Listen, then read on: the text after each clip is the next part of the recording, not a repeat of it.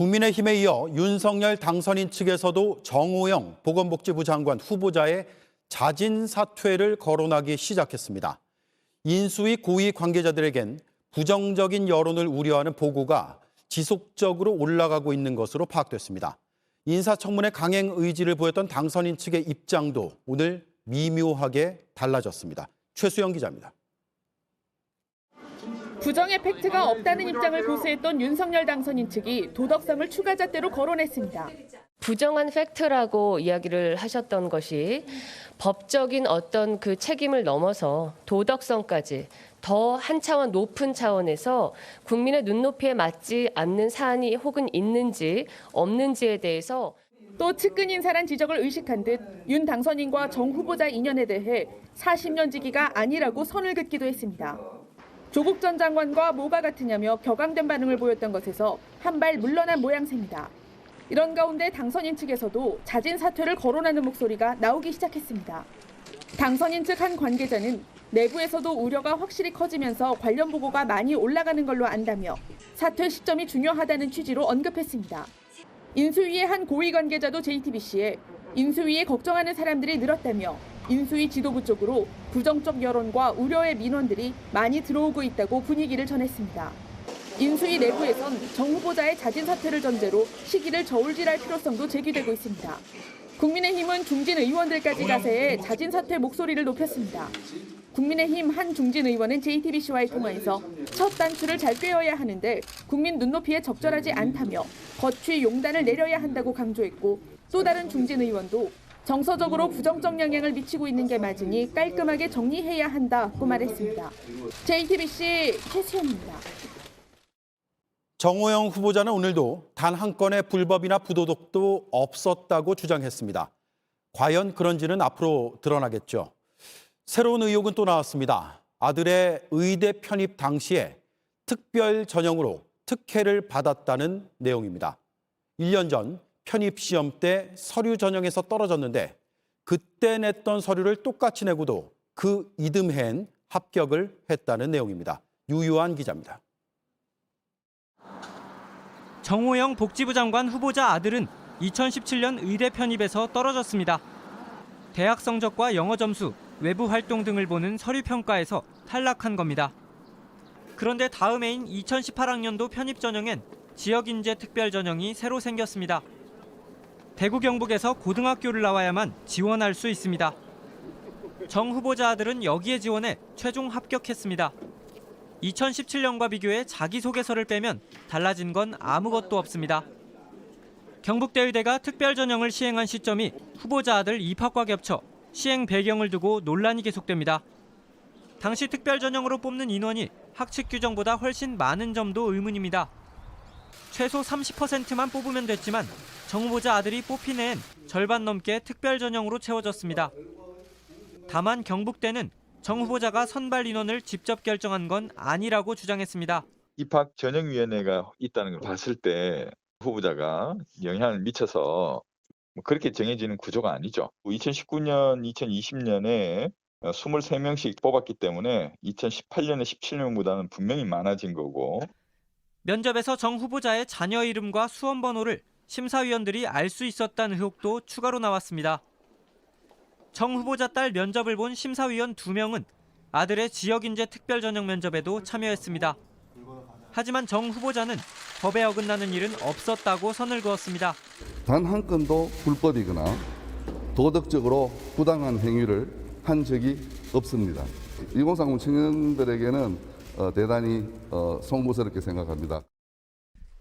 정 후보자는 교육부 감사를 적극 환영한다고도 했습니다.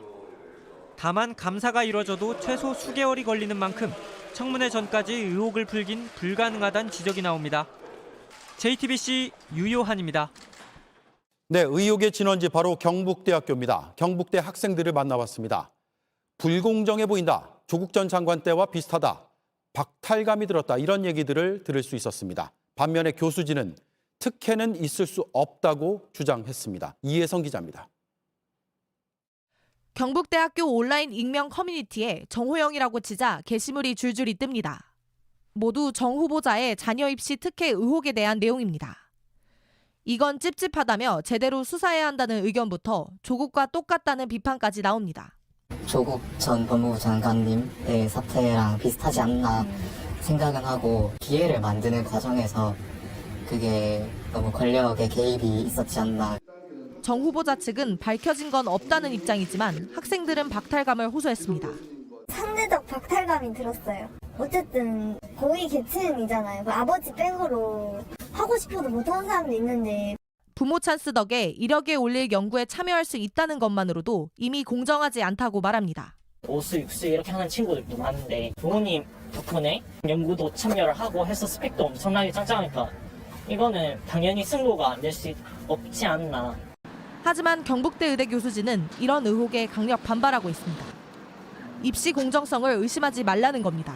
불불 끓죠. 면접하고 구술평가가 있는데 구술평가는 그 전날 이제 출제위원들이 모여가 합숙을 해서 그대로 이렇게 들어가지고 그 문제를 이제 설명을 하고 바로 투입되는 이런 구조. 그러면서 정 후보자가 경북대 병원장을 지낸 것과 자녀가 의대에 편입학한 건 서로 관련 없는 사실이라고도 주장했습니다. 병원장이라고 해도 의대에 영향력을 미칠 수 없다는 겁니다. 경북대학교가 국립대학이니까 교수 한 사람 한 사람이 왕이에요.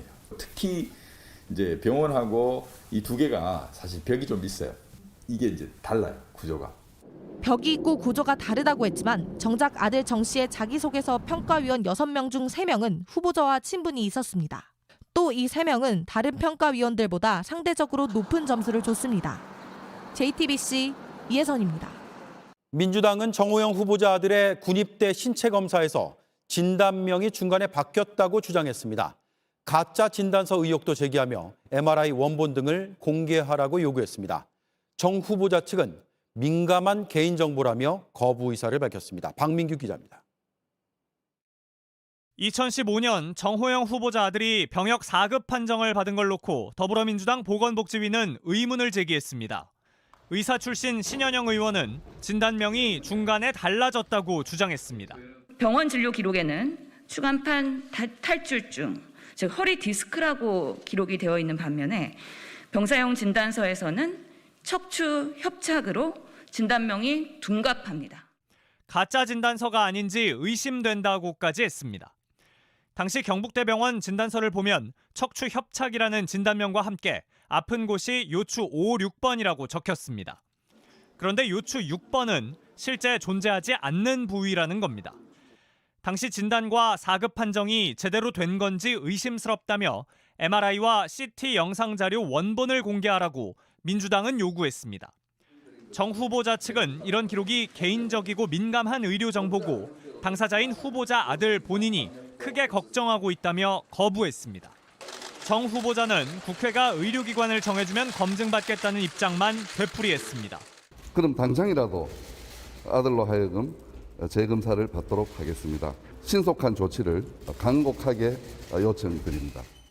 후보자 측은 진단이 객관적인 근거 측면에서 의심할 여지가 없다고도 했습니다. 경북대병원과 병무청에서 서로 다른 의사 3명이 동일하게 내린 결론이라는 겁니다. 하지만 민주당에선 국회 검증을 피하려다 수사를 당하는 우를 범하지 말라며 공세 수위를 높였습니다.